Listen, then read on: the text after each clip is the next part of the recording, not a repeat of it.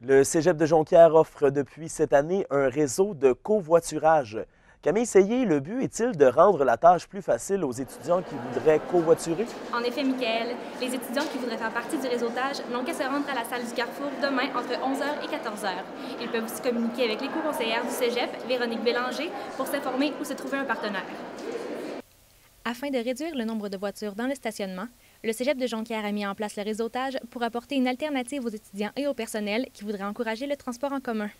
C'est un système pour aider les gens à se trouver des covoitureurs potentiels.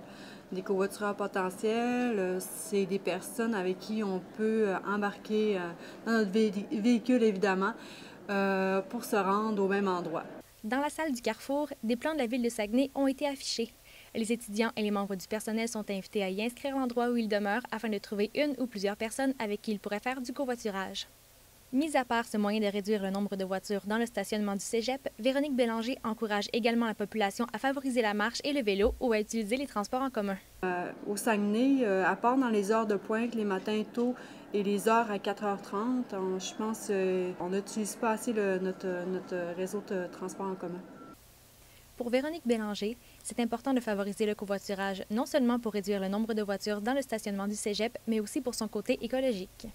Oui, effectivement, de plus en plus, on sait, les stationnements sont toujours pleins. Il y a de plus en plus d'autosolistes, d'autos sur la route. On sait les voitures sont une bonne cause des changements climatiques. Les étudiants et le personnel du Cégep peuvent s'inscrire en tout temps en se rendant au local 210.2 près des Pas perdus. Camille Seillé, ATM Nouvelles, Saguenay. Le vote final pour l'abolition du registre des armes à feu aura lieu en fin d'après-midi aujourd'hui. Le site Internet registraaboli.ca, financé par les conservateurs, fait d'ailleurs un décompte jusqu'à ce moment tant attendu par Stephen Harper. Le premier ministre canadien promettait la suppression du registre lors de sa dernière campagne électorale. Et à moins d'une surprise majeure, le registre des armes à feu prendra fin avec ce vote à la Chambre des communes. Dans un tout autre ordre d'idées, la culture Innu sera célébrée demain par diverses activités culturelles à la Galerie Séquence. Gabrielle Turcotte, quelles seront ces activités? Tout d'abord, la journée va commencer avec une visite des œuvres exposées à la galerie avec les artistes qui les ont créées. Elles se nomment Sonia Robertson et Sophie Curtness. Les deux femmes sont originaires de la réserve de Mashtouiatch au Saguenay-Lac-Saint-Jean. Elles ont collaboré ensemble pour créer des installations autour du thème des saisons et de la migration des oiseaux. De plus, par la suite, il va y avoir le professeur à l'UQAC, Jean-François Moreau, qui va donner une conférence à propos du premier contact entre Blancs et Autochtones qu'il y a eu dans la région.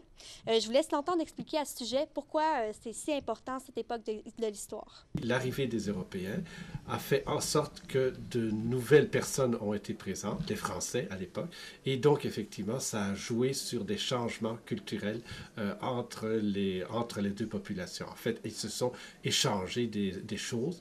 Et je vous dirais, il y a une manière de faire un sommaire de ces échanges, c'est de parler de la traite des fourrures. Et est-ce que le chef Clifford Moore sera aussi présent?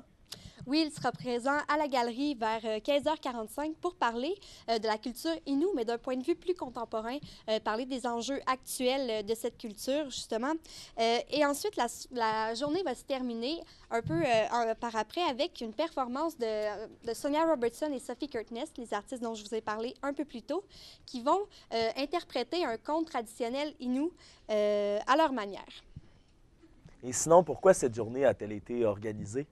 La journée a été organisée par Éveil à la culture pour sensibiliser la population à la présence Innu et pour célébrer la culture Innu parce qu'elle n'occupe pas beaucoup de place médiatiquement. Et aussi, ils voient ce projet-là comme une sorte de médiation entre les deux cultures qui ont beaucoup à partager. Finalement, qui y est convié, Gabrielle? Tout le public est convié. Juste rappeler que c'est à la Galerie Séquence à Roberval. Merci, Gabrielle. Au revoir. 10 réserves forestières protégées de façon temporaire du Saguenay-Lac-Saint-Jean pourraient bien le devenir en permanence puisque le Bureau des audiences publiques sur l'environnement du Québec entame le processus de consultation publique. Cette audience tentera d'aider le gouvernement du Québec dans sa quête de protéger 12 % de la superficie du territoire, une norme internationale qu'il tente de respecter. Les documents expliquant le projet sont disponibles dans les bibliothèques à Alma, Chicoutimi et Dolbeau-Mistassini. Voilà, c'est ce qui conclut le bulletin d'aujourd'hui. Merci d'avoir été des nôtres et revenez-nous la semaine prochaine.